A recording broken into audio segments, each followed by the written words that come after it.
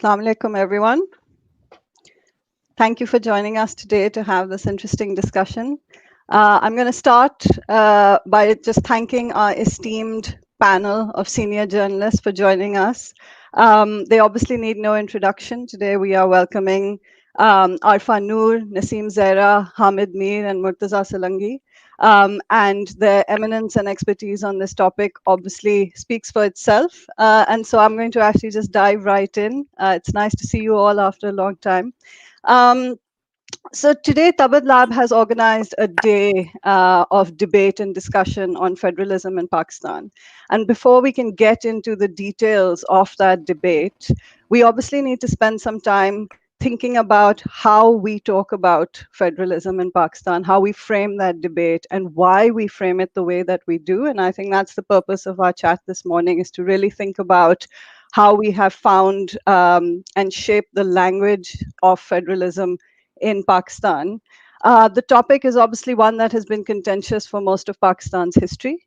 And it's one that we have to recognize that has been framed by the media in the country, even more so over the past 2 decades since the passage of the 18th Amendment, which in some ways coincided really with the rise and establishment of our broadcast media in particular. So the question of the morning is, what role has our mainstream media played in shaping the debate on federalism? What focus and what themes have been drawn out in the way that issues like the 18th Amendment, center-province relations, etc., have been brought out through the way that they are shaped, particularly in our electronic media? And we'll focus in particular on some of the aspects of television and social media. We'll get to that as well. And so without much further ado, to get into these discussions, I'm actually going to turn to Arifa Noor first. Welcome and thank you.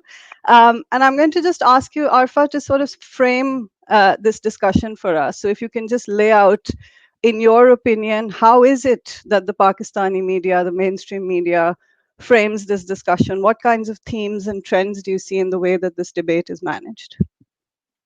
Thank you, Huma, and salam to everybody else who's there.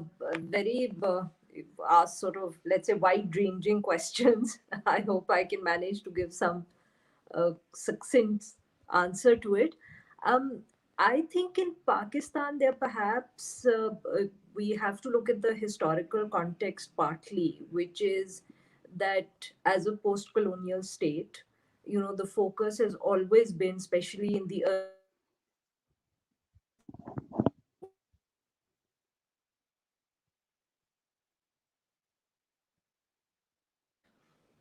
and obviously what a centralized state could do to ensure development and of course to create a national identity. These are again issues that are not unique to Pakistan, but perhaps took on a specific let's say significance, especially because of the way Pakistan came into being. And this idea that obviously all developing countries, when they first gained freedom, the idea was that it would be a strong centralized state that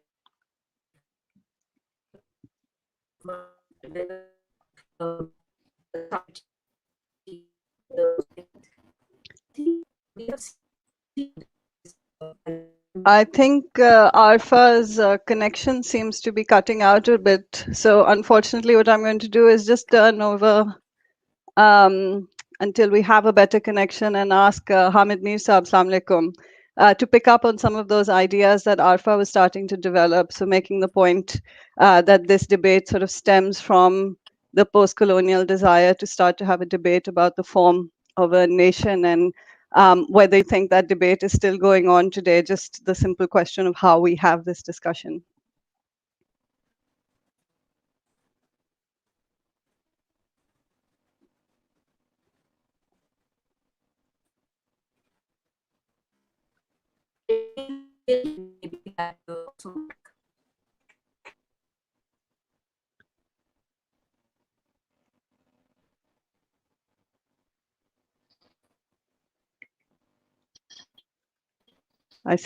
We seem to be having connectivity issues.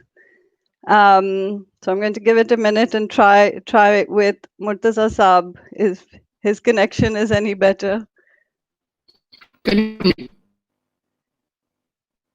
Can you hear me? Can you hear Um, me? no, unfortunately, I think this is quite a bad connection. I advise them that we should log off StreamYard Yes, and try Zoom.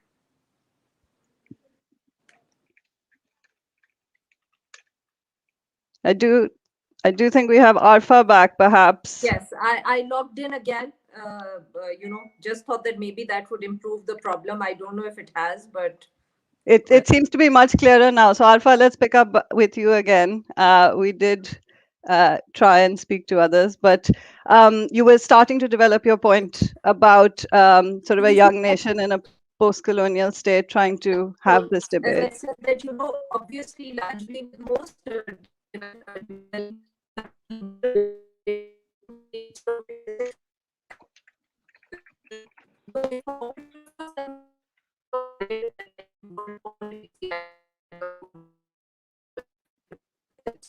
in the last 2 decades, as we also pointed out, with the 18th Amendment, we have spoken more and focused more of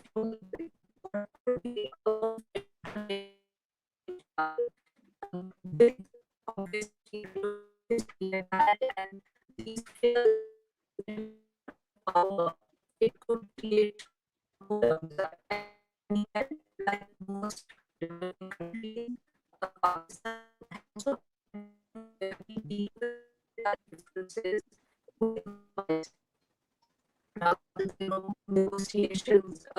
It would be it is still used to sort of resolve these issues, with that or not. But obviously, I think in the last 2 decades, we have seen more and more of a focus, and I think you said that there is a consensus in the media also that we've seen that it is better to have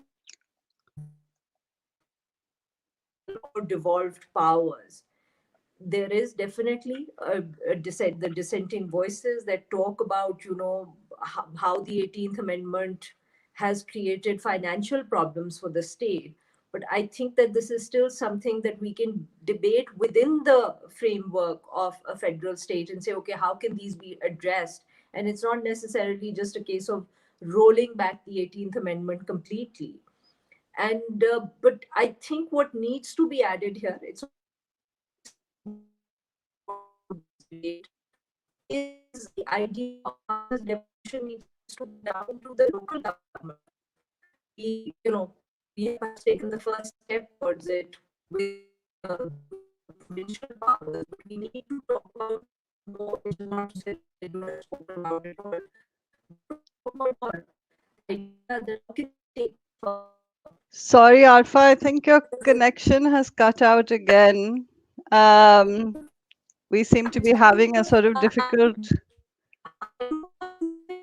connectivity morning. I'm going to try one more time with Hamid Mir, whose connection seems to be perhaps a bit better, and then otherwise we can try a different tactic. So Hamid Saab, up.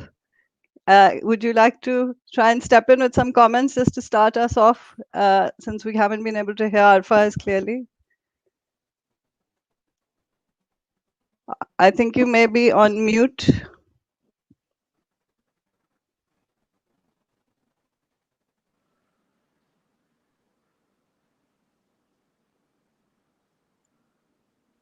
Huma, what if we try switching the camera off? Yes, we can try that and see if we can at least have the discussion.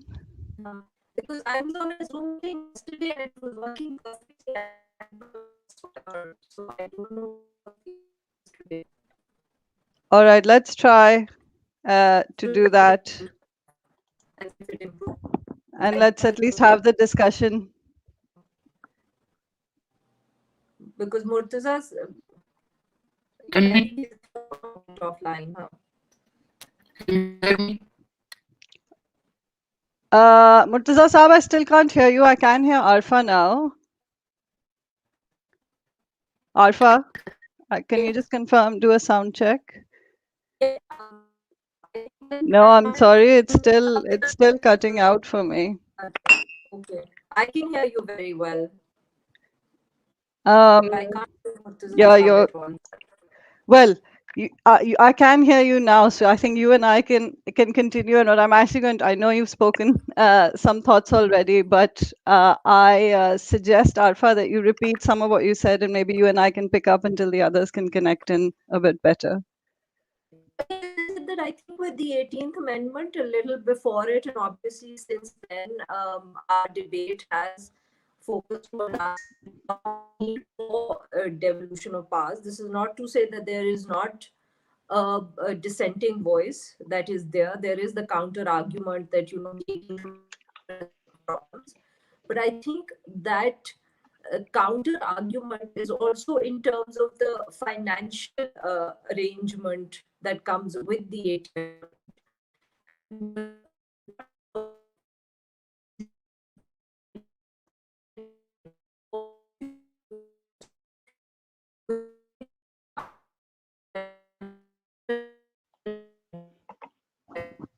I'm sorry, Arfa. I recognize that I can't even hear you on just pure audio. What I might do, because I think my connection is clear, is just share some of the thoughts that I think Arfa was trying to develop, and see if we can set that up as a bit of a discussion until we have our panelists back with us. So I think Arfa was trying to develop the point that this is a discussion that is framed by the way that the country has emerged and had to have this debate.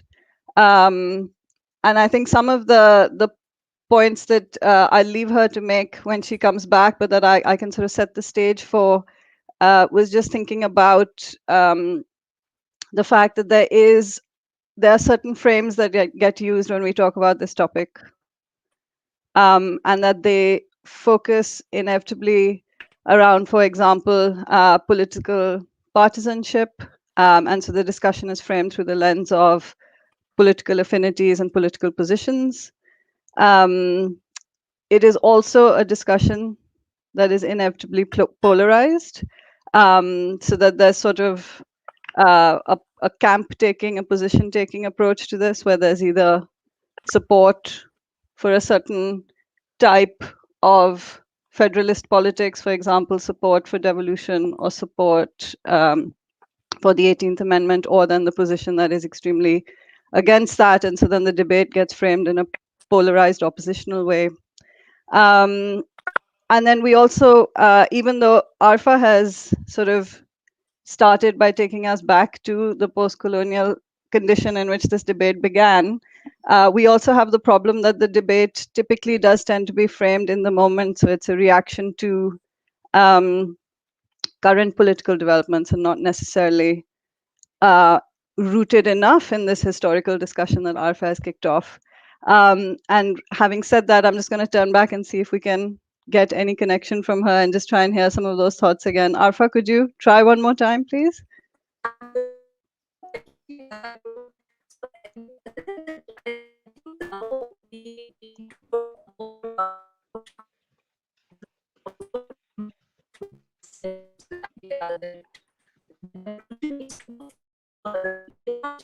Yeah, sorry. Arfa, I still can't hear you, so I think that we are going to have to just try and wrap this up and try something different. So apologies to those who were able to log in for the technical issues this morning, but hopefully we'll be able to resume shortly.